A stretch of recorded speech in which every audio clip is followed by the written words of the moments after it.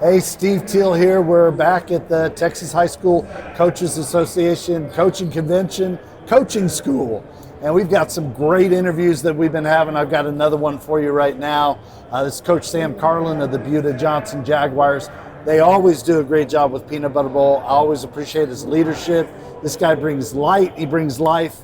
And it's awesome to see him today. How are you doing, Coach? I'm glad to see you here. You know, Yeah. Peanut Butter Bowl, definitely one of the best things that we do, I think, in our community, at least for football. Yeah, for sure. I love it. Well, we really appreciate it. You've just been on board from day one. Absolutely. And you guys do an excellent job. I know my friend Trey Williams with Ancora Ministries really appreciates it. You guys have just always done well. Just, been one of the leaders in the Austin area. So any secrets you got to share? Like, how do you get people involved?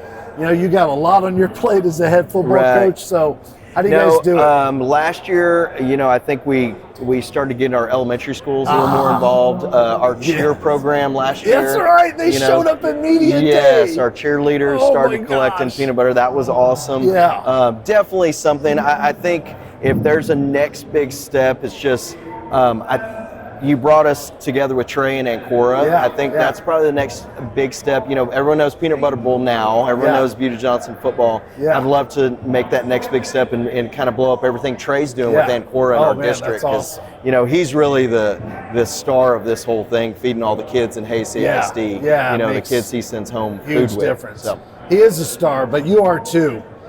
Because with all that a head football coach has on his plate, we just keep running into great coaches that say yes. Like, they already got a lot on their plate.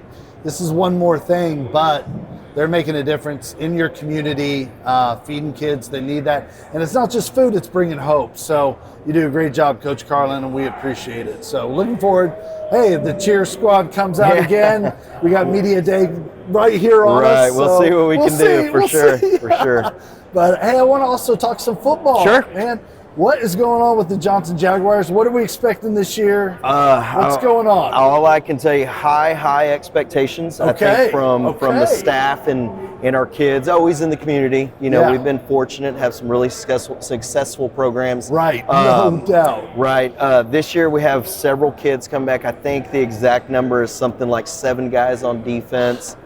6 guys on offense. Ooh. Critical positions are back. So I've already told the kids they've been working all summer. Okay. And I told them there's only one team that can stop us this year, and it's ourselves. That's definitely it. So just trying to keep them focused. Yeah, we're pumped. We have some really dynamic kids on campus right now. This senior class is really strong. We did, we had a regional semifinal run a couple years ago. Yeah. That kind of resulted in a couple bumps and bruises last year with some younger kids, but I like to tell our younger kids now have played some football now. So we're really looking forward to this class. So we'll see, obviously we still got to go out there and play for 4 quarters every week, but we're excited. Good group of kids, and like I said, they have some real varsity experience now. Right. Where we were lacking a little bit last year, so we're really excited to see what we do. We have a new district as well. Yeah. Who do you got? Where'd you wind up? We went back north. I don't know if you remember. They had kind of positioned us south. Back we were almost more of a San Antonio school than a Austin school. Well, we've head back to Austin. Okay. So Dripping Springs will be in there with us. Austin Bowie. Hayes is moving up to 6A, so they're going to be in our district along with Austin High, Aikens, and Del Valle. Right, I think that's all of them. yeah, So good little district for us, and travel's going to be a lot better. There's a big advantage to that. We had to travel 2 hours to get to East Central for the past couple years between varsity and sub-varsity games. So those are good things for our kids, I think. Right.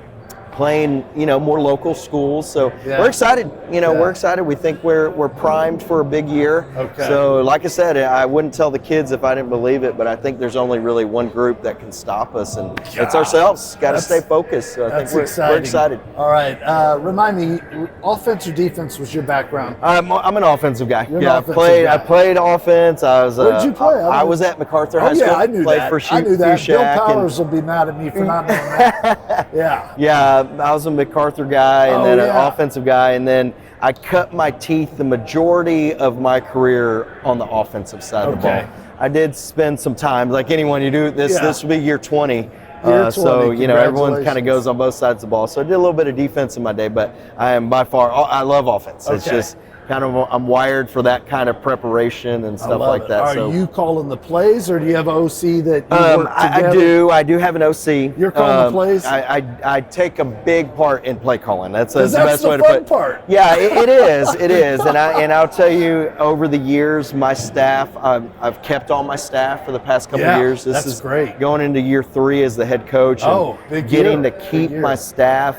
Then that's where you get to rely on them more and more. I guess the best way to put it. I have a quarterback coach. I got my offensive coordinator coaching my tight ends, and he can be a line coach if he needs to. My offensive line coach I actually worked with probably longer than anybody. So when we talk about really game planning, it's really a cohesive thing for sure. Yeah. What kind of offense are you going to be running this year? Yeah, I like to say generically, we're kind of doing the same thing all the big schools do. We base out of a spread, but I call us a power spread. Because we're gonna have a tight end that can go stand out there as a receiver, but he could also be a hand in the dirt tight end or a sniffer back, because we're gonna figure out a way to run the ball. But at the end of the day, this day and age, you got to be able to throw it. So we like to say we can do everything, but we definitely are a spread team that likes to run gap schemes. So I call us a power spread. I think that's a good one, man. Trademark that if it's not. Yeah, I don't know. That's good. Quarterback experience? Back now. Yeah, he was another one that last year he finished the season. Best way I can put it. He had come off of a JV season last year, and we had a senior that had actually stepped away from football, came back, and really no one had the job. So those guys battled it out, and by the end of the season, where we really kind of came on, this kid had taken the job back. The best way I could put it, and he's coming back now. With a quality experience. He finished the season with several touchdowns, passing and running, and he's been all in. That's the best way I can put it. Great. I like to say one of those leaders that's definitely showing everybody how to lead, as opposed to having to be the vocal guy that's not really pulling his weight all the time. But he's there. So he's doing everything right. So we're excited. Excited. So we'll have a pretty good 7-on-7, or we did. We did. We missed out on the state tournament actually, and it's funny because Alamo Heights beat us in a championship game to get to and we have them on the schedule week 4 this year. So we are pretty excited about. We picked up a pretty good non-district schedule. I put Austin Anderson, who was a district champ last year. We said, let's go ahead and see how we are, and we're going to go play San Antonio Piper. Second game, we have Westwood, game 3. That'll be the first time Buda Johnson's ever played Westwood, and then we're going to finish non-district with Alamo Heights. And we're going to Alamo Heights game 4. So, like I said, I expect us to know for sure with how battle tested we'll be. I expect us to go in the district knowing how good we are, or how much better we need to get. But at the end of the day, I've already told our kids I wouldn't have signed anyone up if I didn't think we could beat them. So I don't know who's going to pick who as favorites and whatnot, but I definitely wouldn't put the kids on the bus if I didn't think we could beat them. So looking forward to it. It'll be good. All right, last question, just defensive side. Since we've got to talk about the offense a little bit. What are you expecting there? We are, like I told you, a deep side. I am. I don't want to be. I want to put this correct. I am. That is probably the biggest thing I'm looking forward to, and I'm an offensive guy, like I said. We've slowly tried to create, as a head coach and an offensive guy. I know defenses really win championships. The kids that we have put over there on that side of the ball, I don't like lining up against them. And so we're really excited. I think you play 6A football and you need a certain type of kid, especially up front. And that's a big combination of size and speed and strength, and probably the biggest D-line we've ever had come through.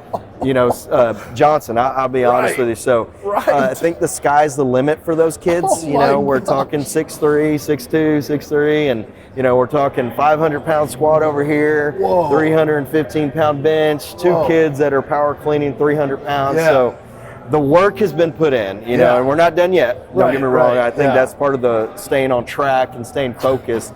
Those guys are amped up. They're ready. They're hungry. A lot of them, like I said, played as young kids. Maybe Right. they weren't ready. Right. And now they're ready. They're ready. You know, D-line. They're going to dish it out. Yes, the D-line and the secondary are strong suits right now. Those are where all the kids are back with a lot of experience. Wow. And I am personally just looking forward to seeing what those guys do. If they meet, you got me excited. Sometimes if they meet half their expectations, we might be pretty good. But we're expected. These are hard workers. They're hard-nosed kids that show up to work, and so we're excited to see. Yeah, awesome. I'd like to say I don't want to say too much because I don't want to give away any secrets or anything. But we're looking forward to it. It'll be good. Man, that's awesome. For sure. Coach Sam Carlin, man, absolutely. Great job. Appreciate it. Hey, they're going to do a great job with Peanut Butter Bowl again. I know that, and I'm excited to see what they do on the field, off the field.